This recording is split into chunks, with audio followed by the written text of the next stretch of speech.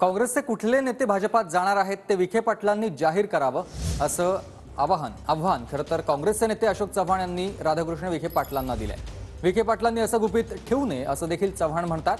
काँग्रेसमधील अनेक नेते भाजपात येण्यास इच्छुक असल्याचं राधाकृष्ण विखे पाटलांनी वक्तव्य केलं होतं आणि त्यानंतर अशोक चव्हाणांनी ही प्रतिक्रिया दिली। एक लोकांची इच्छा आहे कारण काँग्रेसकडे नेतृत्व कुठे राहिलं आता दुर्दैवानं त्याचा परिणाम आज उद्याच्या राजकारणामध्ये आपल्याला दिसणारच आहे।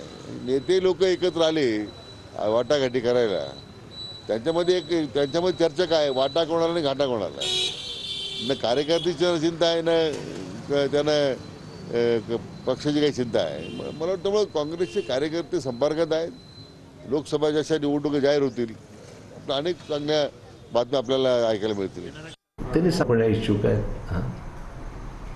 मुद्दा असा आहे की त्यांना त्याची माहिती अधिक असू शकते, मला माहीत नाही, परंतु त्यांनी मग असेल तर स्पष्ट करावं कोण आहेत काय आहेत, नावं असं गुपित काय ठेवायची, गुपित जाहीर करावी।